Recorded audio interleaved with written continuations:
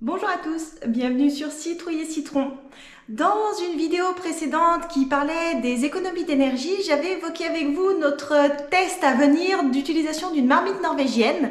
Le test a été effectué, il a été concluant, donc je vous propose d'échanger avec vous sur ce principe d'une marmite norvégienne. Alors déjà, qu'est-ce que c'est qu'une marmite norvégienne? C'est un processus qui permet de cuisiner en réduisant les consommations d'électricité. Vous allez chauffer dans un premier temps de façon classique votre plat au four ou sur la gazinière ou sur une plaque électrique et ensuite on va tirer profit de cette inertie thermique pour terminer la cuisson du plat. Ce principe de cuisson, il est vieux comme le monde ou à peu près. On l'utilisait déjà il y a plusieurs centaines d'années en France où en fait les paysans mettaient à chauffer leur plat pour le repas du soir et avant de partir dans les champs, ils mettaient leur cocotte encore chaude sous leur édredon de façon à ce que quand ils rentraient le soir des champs de leurs travaux à l'extérieur, ils trouvaient à la fois un plat chaud et un lit chaud. D'après la légende, dans les pays scandinaves, c'était un petit peu différent. Les paysans mettaient leur cocotte à terminer de cuire sous un gros lit de paille. Je dis que c'est une légende, un mythe, parce que comme tout ce qui est vieilles histoires de cuisine, on a un peu du mal à savoir la réalité vraiment à proprement parler. Toujours est-il que c'est très vieux. Et ça, c'est un Norvégien qui a déposé le premier brevet de cuisinière automatique dans les années en fin de 19e siècle. Donc vous voyez que c'est assez vieux. Et c'est depuis là en fait que le terme cocotte norvégienne, marmite norvégienne est resté.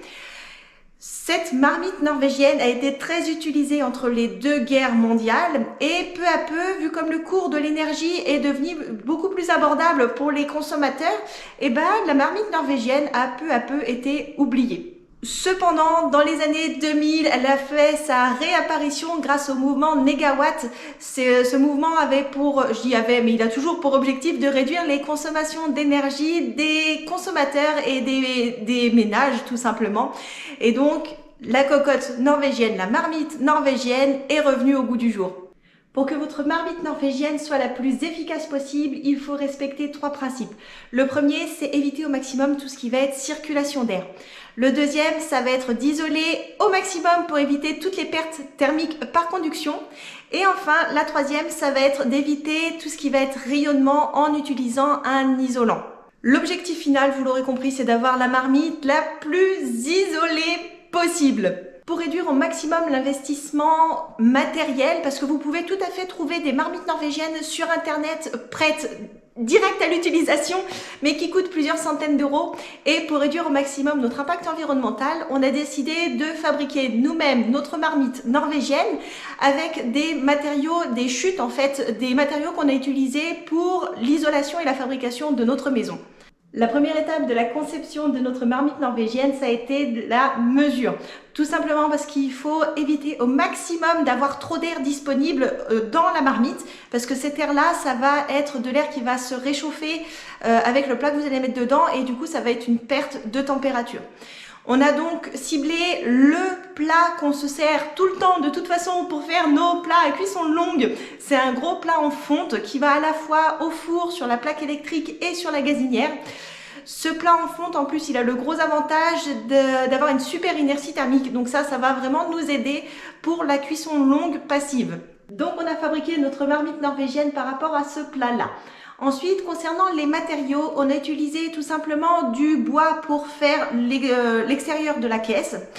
Ensuite, on a rajouté à l'intérieur une couche de polystyrène et cette couche-là, on l'a recouverte d'une couche de papier d'aluminium.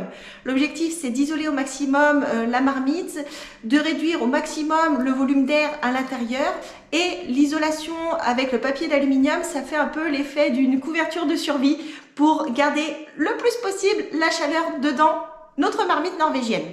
La première cuisson qu'on a faite, ça a été un mijoté d'agneau aux olives avec son riz one pot. Donc on a fait cuire de façon complètement classique notre marmite là en fonte sur le gaz. En fait, l'idée ça va être de monter à ébullition votre plat. Alors vous préparez de façon complètement normale au début, vous montez jusqu'à ébullition et ensuite vous allez venir mettre votre couvercle sur votre marmite classique que vous allez venir déposer à l'intérieur de votre marmite norvégienne. Le petit conseil par rapport à la marmite norvégienne, c'est de prendre un petit peu de dégagement par rapport au poignet de votre plat de cuisson pour faciliter la dépose de votre plat bouillant à l'intérieur de la marmite. Évitez de vous brûler, faites attention par rapport à ça. Donc on a pris quelques centimètres en plus par rapport aux anses de notre plat en fonte. Donc on a été mettre ce plat en fonte dans la marmite norvégienne, on a refermé le couvercle de la marmite norvégienne et on a laissé cuire tranquillement. Ça a fonctionné. Donc on était vraiment très contents par rapport à ça.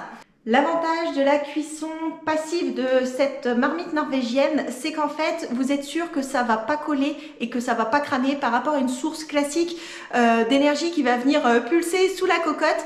Donc là, vous êtes vraiment tranquille et c'est vraiment très important. Il n'y a pas besoin d'aller du coup touiller à l'intérieur de votre plat.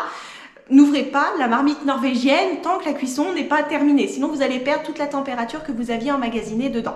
Autre avantage, c'est que vous allez cuire à basse température. Le plus chaud que vous allez avoir, ça va être une centaine de degrés au tout début quand vous avez votre plat bouillant que vous allez mettre dans la marmite norvégienne. Et ensuite, ça va cuire avec cette inertie thermique là. Donc ça va être une température vraiment très douce, entre guillemets, une cuisson très douce qui va venir préserver tout ce qui va être vitamines et minéraux notamment, en tout cas plus qu'une cuisson classique. En termes de saveur et de texture, vous allez retrouver exactement les saveurs et les textures de votre plat cuit de façon classique au gaz, au four ou à l'électricité. De notre côté, pour notre premier essai, on a été un petit peu déçus sur la cuisson du riz parce que c'était trop cuit, mais forcément, vu comme on peut pas aller vérifier la cuisson, voilà. Donc on le saura, le riz c'est pas forcément adéquat pour une cuisson passive. Toujours est-il que le plat avait le goût exactement de ce qu'on attendait. En termes de durée de cuisson, prévoyez, alors du coup voilà, un quart d'heure, 20 minutes, une demi-heure max sur la cuisson dynamique classique, de façon à monter à ébullition, monter à température, et ensuite une fois que vous allez mettre dans votre cocotte, votre marmite norvégienne, comptez à peu près 2 fois le temps de cuisson. Donc par exemple, pour notre mijoté, on a fait revenir la viande, on a mis la sauce, on a laissé monter à ébullition pendant un quart d'heure. Et ensuite, le temps de cuisson classique, il était de 45 minutes à compter de l'ébullition. Pour la cuisson passive, donc on a laissé 1h30 dans la marmite et ça a terminé de cuire tranquillement. Quand on l'a ressorti, le mijoté, il était encore chaud, il était prêt à manger. On s'attendait à devoir relancer un petit peu, de remettre un peu de température au four par exemple. Ça, on n'en a pas eu besoin. L'estimation de doubler le temps de cuisson, le temps d'attente, avec la marmite norvégienne, ça dépendra beaucoup de l'isolation de votre marmite. Si elle est très bien isolée, et du coup, la température va rester élevée plus longtemps, donc vous pourrez réduire un petit peu. Par contre, si elle est moins bien isolée, il y aura des risques que, si elle est vraiment pas du tout isolée, qu'il faille réchauffer vraiment derrière pour cuire correctement, ou que ça prenne plus de temps en cuisson passive. Selon le niveau d'isolation de votre marmite norvégienne, vous pouvez espérer réduire de 40 à 70% les consommations d'énergie utilisées pour la cuisson de vos aliments. Donc ça, on a trouvé ça vraiment super. Nous, on va continuer à l'utiliser, cette petite marmite-là, avec d'autres recettes. Ça va me compliquer un peu les tâches pour vous donner des recettes sur citrouille et citron parce qu'on n'aura pas tout à fait les mêmes modes de cuisson, mais ça devrait aller. Le dernier conseil que je vous donne, c'est que vous allez vous rendre compte, une fois que vous allez ressortir votre plat en fonte ou le plat que vous utilisez, quand vous allez le sortir de votre marmite norvégienne, à l'intérieur de la marmite, il y aura très certainement de la condensation. Donc pensez à laisser ouvert votre marmite norvégienne pour qu'elle s'aère et qu'elle sèche correctement si vous voulez éviter des moisissures à l'intérieur. Voilà notre premier retour suite à cette première utilisation de notre marmite norvégienne fabriquée maison de A à Z avec des matériaux, de recyclage, des chutes des travaux.